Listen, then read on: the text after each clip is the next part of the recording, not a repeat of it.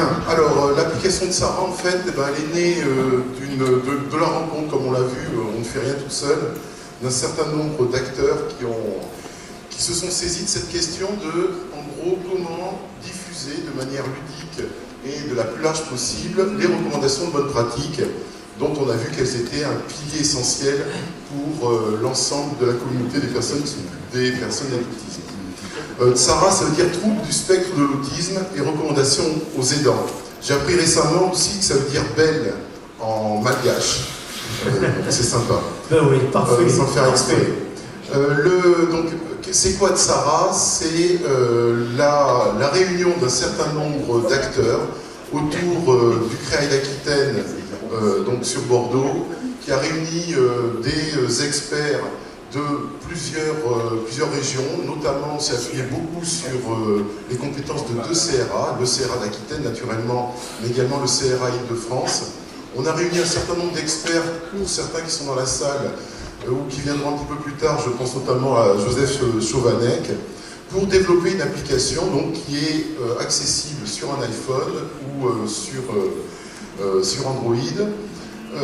Je vous conseille tous, il y a un excellent Wi-Fi, de vous brancher sur le Wi-Fi, d'aller sur votre Apple Store ou votre Android et de télécharger de Sarah, c'est gratuit.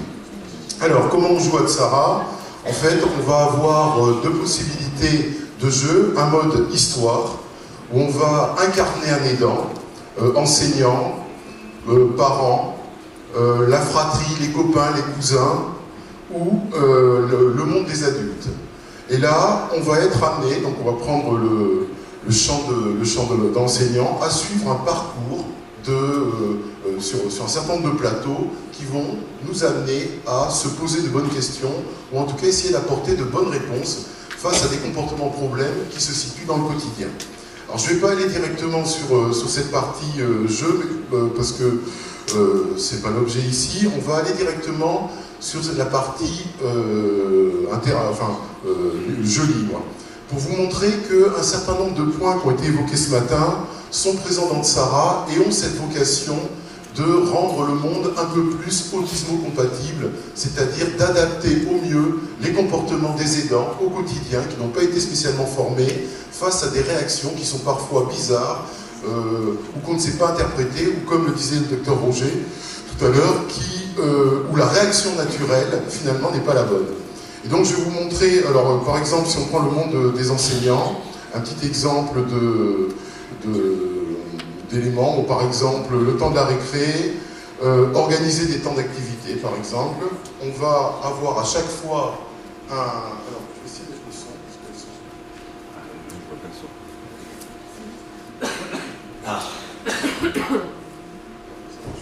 Le son ne passe pas. Donc, de toute façon, vous avez les bulles, et donc vous voyez à chaque fois, il va y avoir une petite scénette sous forme d'un dessin animé qui va présenter les choses.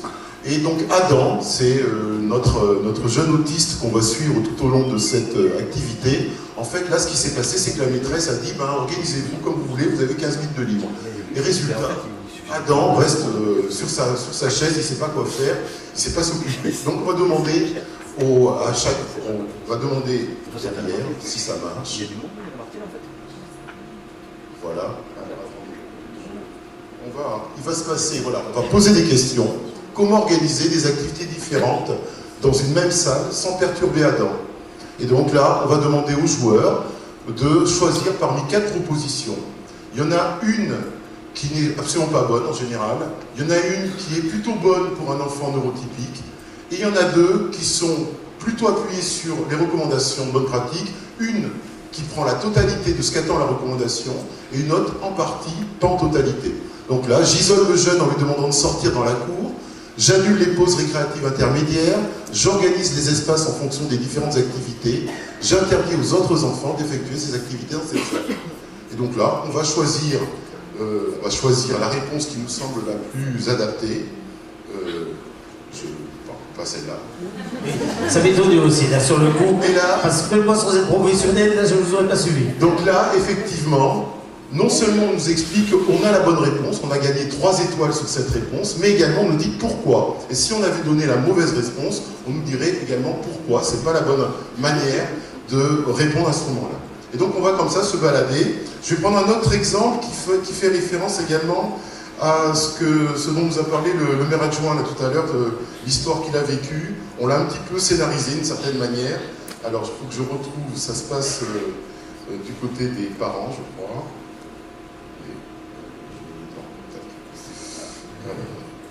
C'est pas... ça va très vite. Parents. Le supermarché, voilà, c'est cette scène auquel je pensais. Et voilà, passer pour un mauvais parent. Scène que beaucoup de familles ont pu vivre. Donc il va se passer encore quelque chose avec Adam et ses parents qui font leurs courses au supermarché.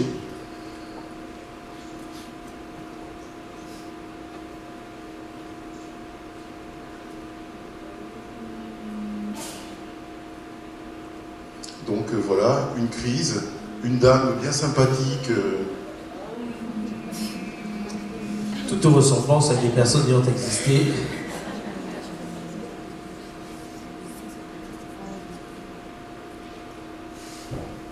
Et donc, effectivement, mais qu'est-ce qui s'est passé sur cette scène? Qu'est-ce qu'on peut en tirer? Je m'excuse et je profite de cette opportunité pour informer, sensibiliser les personnes sur l'autisme. J'utilise l'humour. Et dit sur le ton de la plaisanterie, mon fils est autiste, mais ne vous inquiétez pas, quand il est calme, il est comme vous. Le regard dédaigneux, réprobateur. Je réponds, vos parents à vous vous ont certainement pas appris à vous mêler de vos affaires, et je ne tiens pas compte de ces remarques désobligeantes.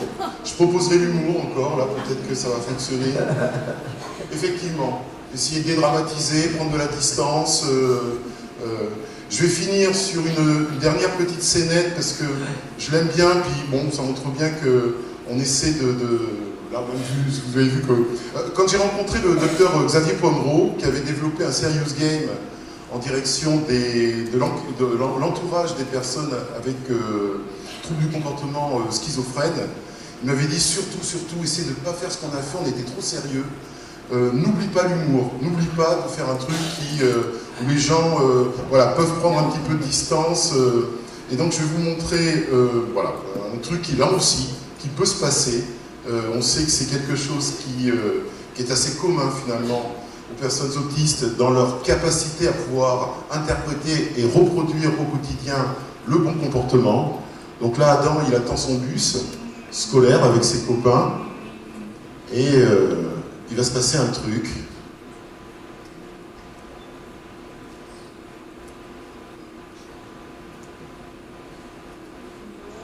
Il est parfait ce gamin.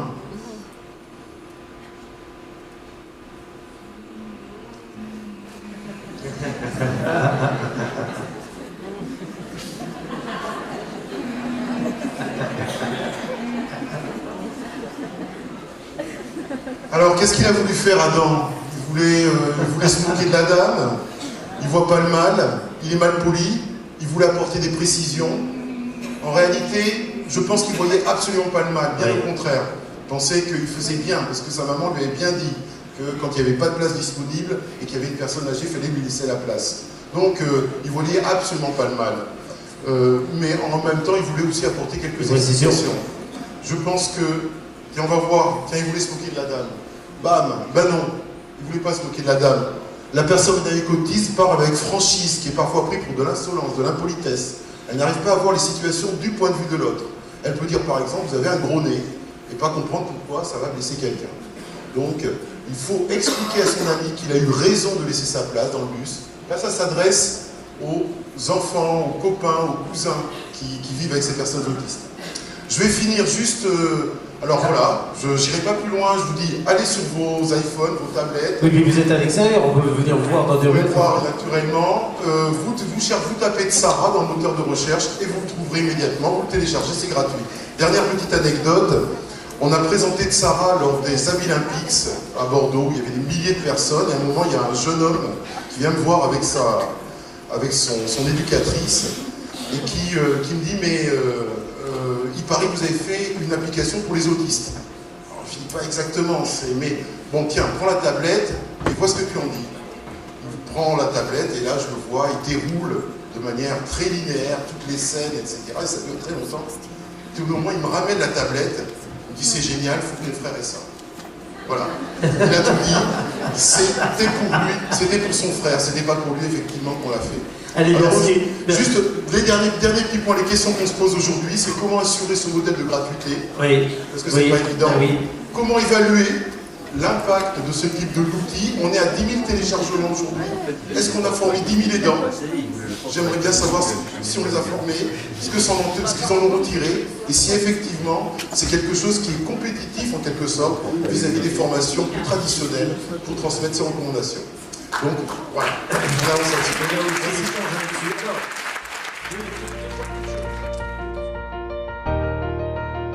Sarah, le premier jeu vidéo pédagogique pour les aidants de personnes autistes.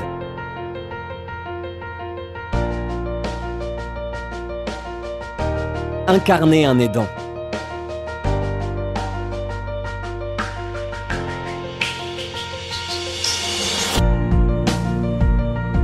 Aider Adam, qui présente des troubles autistiques, à faire face à des situations problématiques de la vie en société. À l'école, à la récré, dans les transports en commun, ou même chez le dentiste. C'est à vous, le docteur vous attend au fond du couloir à droite. Bonjour, asseyez-vous, je vous en prie. Alors, dites-moi ce qui vous amène. Cela fait un moment que je n'ai pas emmené mon fils chez le dentiste, et ce n'est pas lui qui va se plaindre de maux de dents. Très bien, nous allons voir cela tout de suite. Vous pouvez l'installer, le temps que je prépare le matériel. Peux-tu ouvrir la bouche, mon grand? Les dents sont saines, mais un petit détartrage s'impose.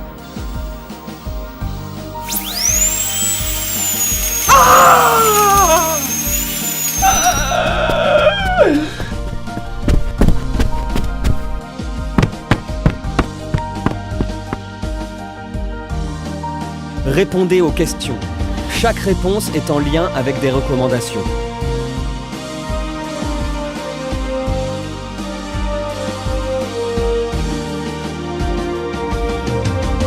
Sarah est un jeu gratuit pour tous, disponible en français et en anglais. Alors rendez-vous en mars 2016.